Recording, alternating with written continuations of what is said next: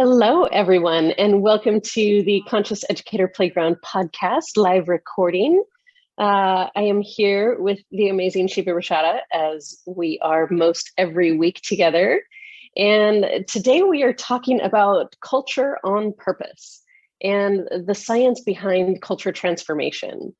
And this is a topic that is near and dear to my heart. It is work that I have been doing for the past decade plus, probably going on 2 decades if I add in all of the training and real life experiences of being a leader and being, manager, supervisor, and all of that in different industries, and has led me to where I am now. And with the growth of educator dynamics and how we are revolutionizing school culture, as well as being a part of the new system of education that is being built globally. So again, this is so important and so vital. And Shiba and I have been doing this work and talking about this work for the past several years together and talking about real world application. So today, we've alluded to this before, and I've shown the infographic that I created of the evolution of consciousness for educational systems and cultures and leaders. And I think it's a good time to really dive into more of the details of what it looks like in practice and how we actually use this to our advantage. So we're gonna actually dive in, and let me actually pull up and do a little screen share so that we can have a visual aid as we're going along today. As I pull that up, Shiba, if you can kind of just chime in on what does culture on purpose mean to you when you hear that phrase? What does that mean? For me, culture on purpose means that everyone is on the same page about what the culture should be. Like that's the starting point. Right. What are the shared values? How do we all want to feel? What kind of place do we want to create for everyone here? I mean, especially since we work with educators, right? What experience do we want for our students? What experience do we want for the teachers? So that's what culture on purpose is. Everybody knows what they want, and once that's established, everyone's working together to achieve the desired culture. Yeah, that unity, right? Absolutely. And being able to dream into what does that look like. And for those of you that are following along on my personal journey, even with moving and thinking about home and what does that mean, there's a culture element to that, and designing and creating my own life culture on purpose. So if we think about our homes, we think about the organizations that we are parts of, and even going into different places that we shop at, and even amusement parks, even the DMV. Culture is the collective capacity of who we all show up as. There is no culture in an empty building. And so when we think about that collective capacity, and we think about the places where we go with other humans or even by ourselves, we create these environments, either intentionally or unintentionally, but there's still a culture there. And we talk about a lot of the time the difference between climate and culture. And climate is easiest described as kind of like the weather report. It can shift based upon a rock star high type of event that happens, or something that's a little bit harder to navigate through, and everything in between. And then we have the culture, which is that foundational piece, like Shiba was saying. It's the shared values. It's that intentional things that we may have always done because they've been passed down from generation to generation.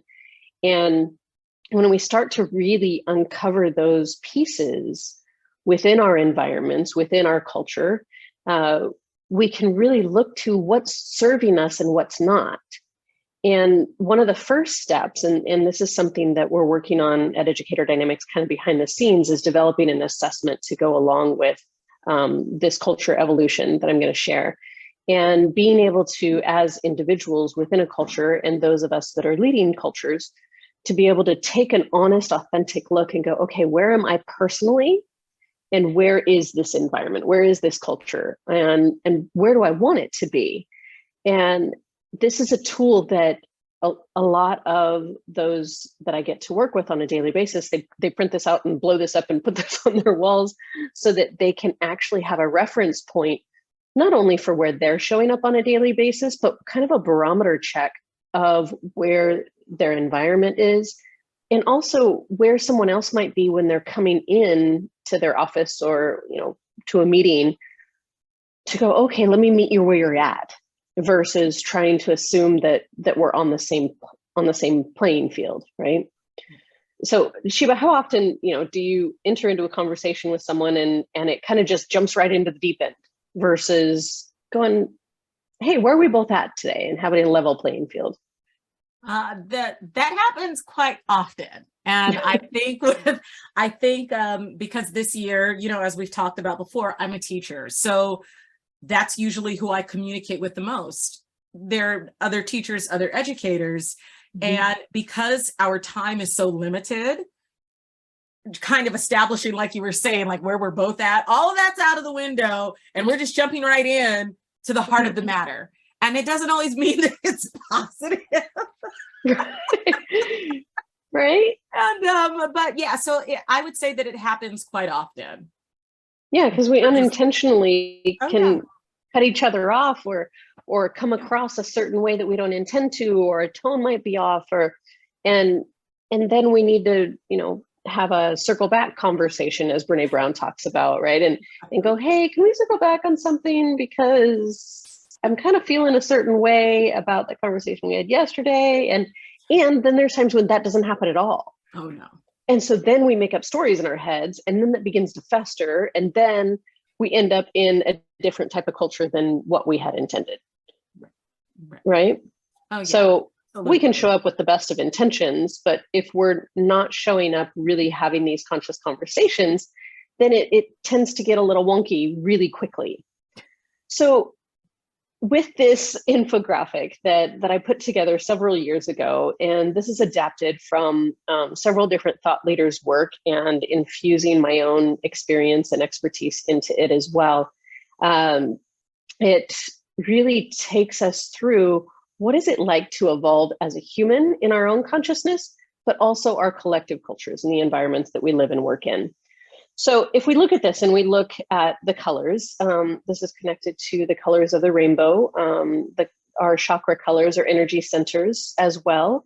And it's also connected in with the Maslow's hierarchy of needs. So if we look at the fear-based culture, if we look at the red to start with, and we think about when you are in a fear-based state, and you're in reactionary survival mode almost, right? This is when it's the fight or flight that comes about. We're in crisis management, we're struggling, it's super chaotic. This is when our nervous system is ready for that saber-tooth tiger to come out of nowhere, right? Or that we're seemingly running away from it. And this can happen chronically, and it can also happen just in an instant with something happening that kind of crashes us down into this state of being. So Sheba, when we think about this fear-based culture, and let's talk about this both on an individual level, but also on an environment level, what's it feel like? I mean, we've both been in environments like this, and we've both had moments in life.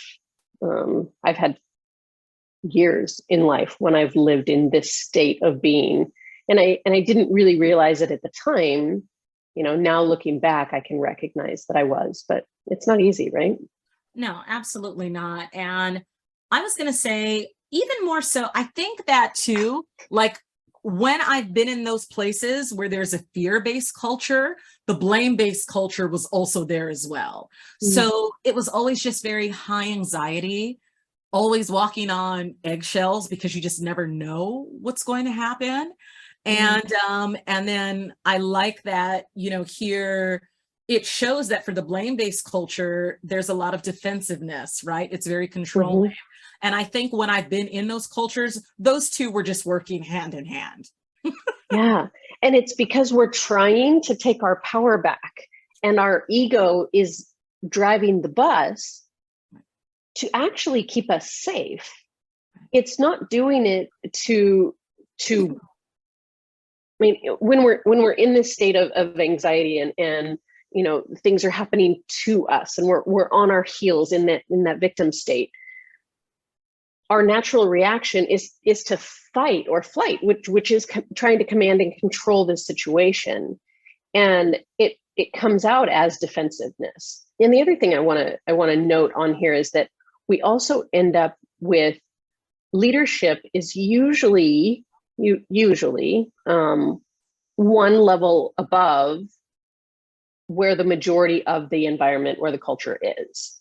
So if you have a fear-based culture, the leadership is probably in a very relationship management state where they're living in their own state of fear and they're judging what's happening, and it turns out to be a very defensive environment, right?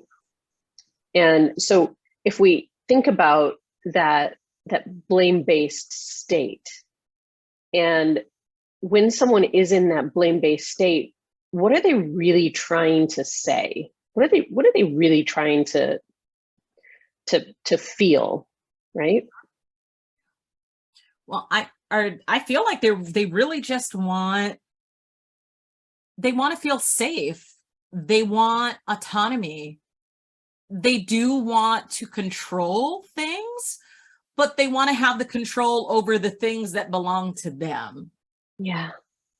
It's not, I don't really feel like if we're in any type of fear-based or blame-based culture, it's a thing where I want to control others. It's just, I really want that control for myself.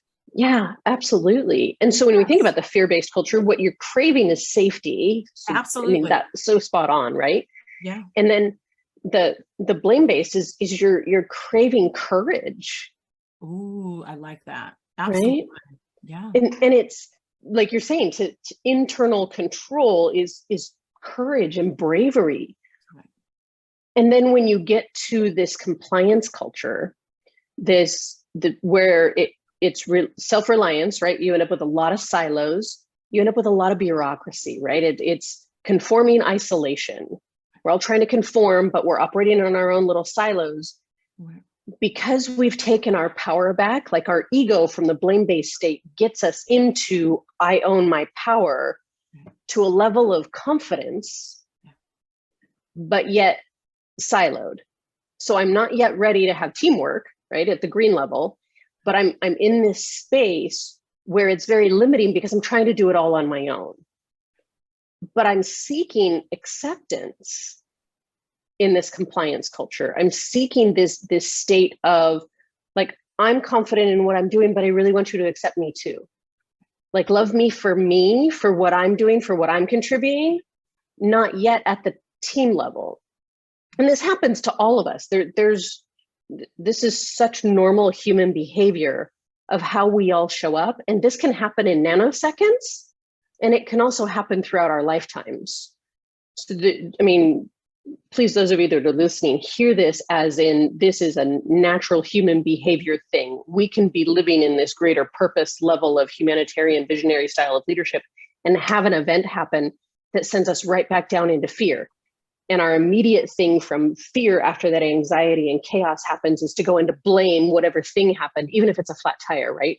We blame the nail in the road or the whatever happened to cause the flat tire.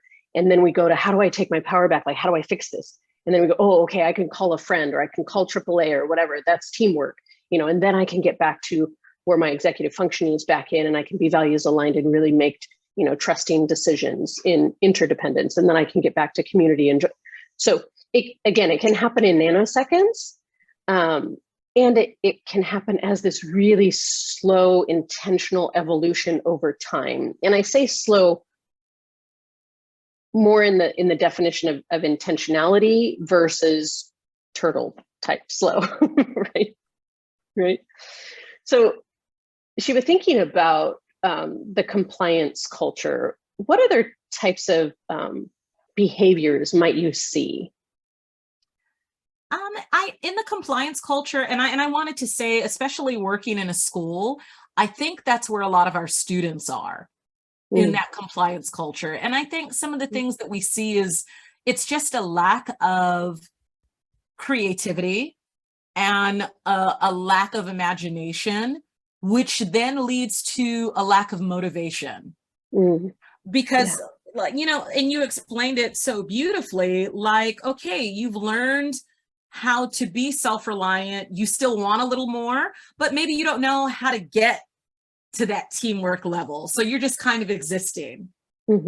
And so that's how I see it, as like you're there, but you're not really pushing yourself or extending yourself to your greatest potential about what you have to offer, what good you have to offer. Right. And how you can actually play in a team environment and be celebrated for the unique gifts that you bring to the table. And this is where the talent dynamics assessment and team dynamics assessments that I use to get teams and individuals into a state of flow and creating their path of least resistance to success in life is getting to that green level where it's innovative growth culture, right? This is when, you know, the magic starts to happen, because we start to, again, be celebrated for our unique genius, and then celebrate and honor the unique genius in those that we're surrounded by, and really be able to look at what everyone brings to the table as a unique gift, and know that and recognize that we don't have to do it all on our own. And this is when you find that rhythm, right? And you find this freedom that is like, you mean I can get paid to do that? Like, that's too easy. Well, that's the point, right? Is to do what comes most natural and easy to you, that gives you energy, and do more of that. And the things that drain your energy, allow someone else that's actually their superpower to do that piece. And this gives us that sense of belonging, right? This is when we start to have that adaptability, and that innovation can start to happen, because we're leading from our position of strength and getting out of the way. And this is where we start to influence each other, right? So when we talk about the green level, what's really coming into play in what we're desiring at green level is love, right? It's that heart-centered, like, I see you, I hear you, I value you, right? Yeah, absolutely. And these types of cultures, like, what starts to happen when you're in these types of cultures? I feel like when you're in those type of cultures, you know, green and above, as it were, I feel like, and I love that you said that, like, it's about love. I know everyone feels safe. And the work there is so meaningful, because people are valued for what they bring to the table, what they bring to the collective table. And I feel like there's so much understanding there. And that takes fear completely off of the table, because you have this culture where you're not afraid to ask for what you need. And even more than asking for what you need, it's just everyone in the team saying, you know what do you need? So it's not even like I always have to ask or advocate for self. People already know that we're just here for each other. And whatever, if you need something one day, then hey, and I can help, I'm going to do that. So like you said, it's about flow and this symbiosis where everyone's working together. And yes, it's meaningful. And the end product, as it were, whatever that might be, it's just, I find that end product is always so amazing, because it's born out of that love, and love is freedom. At least in my mind. That sense of belonging, right? Is a sense of belonging is a core human need. And yet we don't find that true belonging until we've gone through the yellow level of acceptance and confidence, and the orange of courage and the red of safety, in order to get to that love and belonging, to then get into the blue level, where it's truly values aligned, and where you end up with these interdependent, trusting relationships that are authentic. And this is where, like you started alluding to, once you've really been at a green level, you start to get to this cohesion, this place where you start to see this passion emerge, because we're starting to get excited about what we've developed. You know, that again, that transformational development is happening in the green level. And so then you get to that inspirational, that inspired state in the blue level, where we're truly like living our values, that integrity piece. And this is where we start to feel that freedom, right? As we've kind of mastered that belonging and that teamwork. And now we start to feel this authentic freedom and trust, and I'm living in alignment with my values. And we as a culture are flowing in a comprehensive way with our values at play every day. And this, like you said, that this rhythm begins to then accelerate into a comprehensive state. And you start noticing beyond peer-to-peer accountability, it's this peer-to-peer interdependence, right? Yeah. And so it's a subtle yet very vital and important difference as we grow from green to blue. And then we get into the indigo, right? If we're talking about the colors of the rainbow. And when we get to the indigo level, this is that collaborative culture, this harmonious consciousness where we almost feel that it's just this sense of clarity and calmness, that we're leading as this unified, intuitive culture, right? Where it's a harmonious consciousness. Mm-hmm. And we're seeing mentors emerge as leaders. They're not leading from I need to tell you what to do, but I'm just guiding you. I'm giving you bumpers like a mentor does. Mentors are there for, the best mentors in life. Shiva, let's talk about those, right? The best mentors in life, what characteristics do they embody? Oh man, I know that mine, it's, just looking at, is that violet at the top? Yes. Indigo and then violet. I mean, but like the word there is wisdom. And to me, that's knowledge that is applicable or applied accordingly, or, for the better of society or the greater good. So the mentors to me are just wise people. Mm-hmm. And they're people who are authentic and are willing and open to share for your benefit. And I have a cadre of wonderful mentors who do share, and they meet me where I'm at. I'm one of these people, I'm like, listen, just give it to me straight, no chaser. And that's exactly what they do. Like that, no chaser. All the time. Sometimes I'm like, too much. It's too much. Too much, but I asked for it. Right. No, but it really, it helps me grow. Mm-hmm. And, and it's just, it's such a joy to have people that you can go to and trust enough to really help to regulate whatever it is that you need to regulate, to be a part of these beautiful, cultures where things can grow and amazing things can happen. I love that you said that, because this is not about being, all sunshine and rainbows 24/7. This is not a fake it till you make it kind of happiness. This is truly the place of authentic joy, authentic well-being. And it means that you're embodying all of this and feeling this rhythm of all of it, understanding that intuitively we don't have the light without the dark, right? And that's said in so many different ways. And so in order to know true joy, we also get to understand true sadness. And so that we can understand and have an actual visceral definition of joy.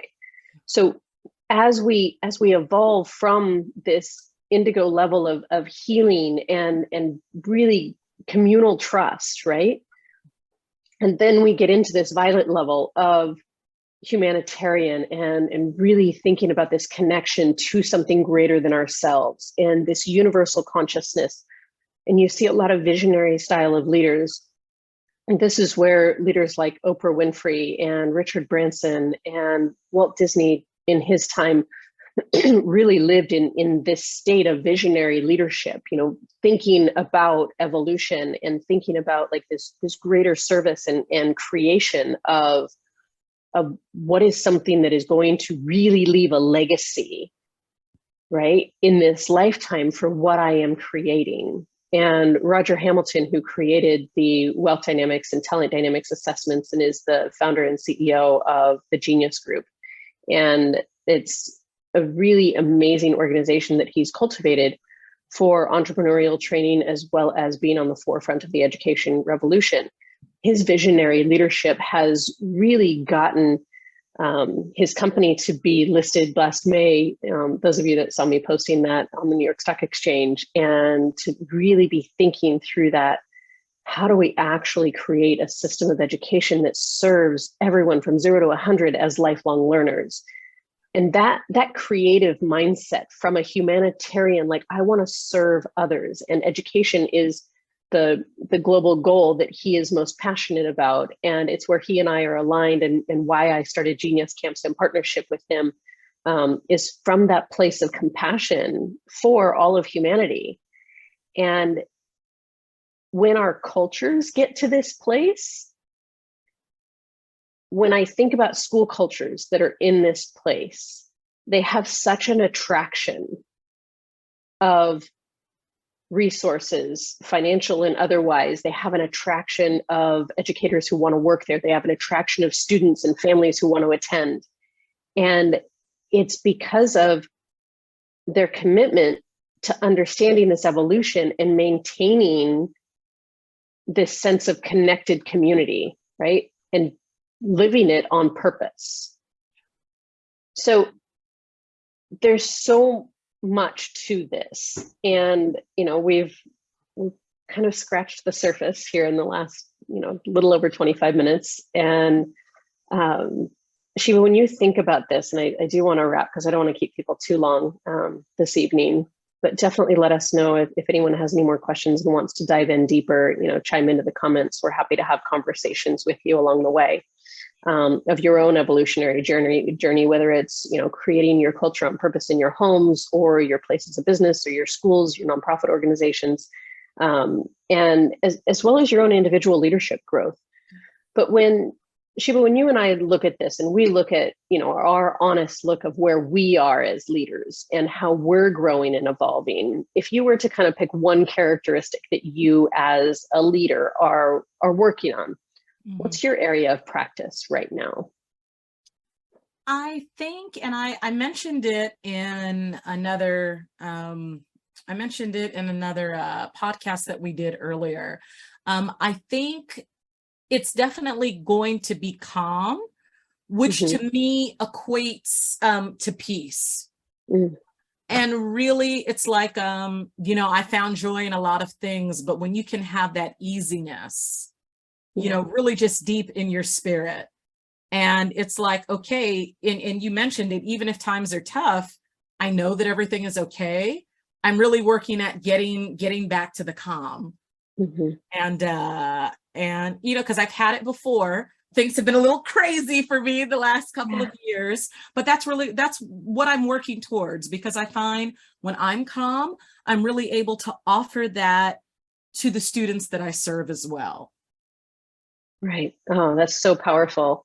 And I think for me, it's the clarity. So I believe I'm in the same boat of really that space, because as a creator profile in Talent Dynamics, I can often create confusion because I have massive shiny object syndrome. So it's very self-aware about this. I'm sorry, guys. I'm sorry. I'm doing it again. And to get to that place of clarity. And so I'm very intentional with my team, and all of us we have these 3-hour strategic planning retreats that we're doing through the end of this year to really prep for 23 to give us more of that clarity. I'm doing the same thing with the nonprofit Genius School US and getting clarity for how we're growing to be able to deliver more Genius Camps across the United States. And then again, with my own personal life and my own personal next book of life that I'm in, as I'm calling it, beyond the next chapter, is getting myself to that clarity of what is truly important. And I've been living in values alignment for several years, and that's even a constant evolution to align my goals to that. But finding this next level of clarity is really vital to me. And I'm surrounded by such amazing humans and such incredible community that is really helping make that a reality, because without them, I would be back down in yellow trying to do everything on my own. And again, not that I don't have days when I'm even in red, where it's, you know, we all have rough days and we all have times when it's just not easy. And we're gonna want to, you know, have our ego drive the bus sometimes, and we're in this place of trying to command and control to recapture what we feel like is out of our control. But then when we can truly like evolve into this self-reliant place and you know, find our empowerment, and then reach out a hand and ask for help and get to teamwork, and then find our trust and interdependence and values aligned living again, then we can get to this calm clarity, you know, sense of collaboration, and then get to this, you know, visionary greater purpose of where we're meant to live as we dream it to be, whatever that greater purpose is. And that greater purpose could be, you know, your family. That greater purpose could be, you know, curing the world and changing the world in some way. But it can also be as small as living your own life on purpose. It doesn't have to necessarily be anything greater than that. And that is enough. And that's the other piece that I'd love for everyone to walk away with today is you are enough exactly where you are. And just own it. Just own where you're at. Give yourself permission to be where you're at. And when you're ready, take aligned action towards what's next. And you decide what that is. You know, it's not up to anyone else. It's up to each of us individually. We can reach out for help, and we're all here. It's going to take all of us to create comprehensive, sustainable, positive working and learning environments in our schools. It's not going to take just one of us. It's going to take all of us doing this together. And the first step is all of us kind of recognizing where we're at personally and where our cultures are at, and then having these conscious conversations about, all right, how do we take aligned action to what's next? And we can do it. It's just going to take practice, and it's going to take perseverance. But we're worth it, and our students are definitely worth it. So, Shiva, any final words before we say farewell? Those were beautiful. Thank you, Sandy. Thank you. That's it. Oh, we got this, right? We got this together. Yes. I am wishing you all a beautiful rest of your day, rest of your week, wherever you are in the world. Thank you for joining us on the Conscious Educator Playground podcast. And we will see you again next week. We have a special guest coming up next week. Can't wait for you guys to join us then. All right, everybody. Have a great day. Bye-bye.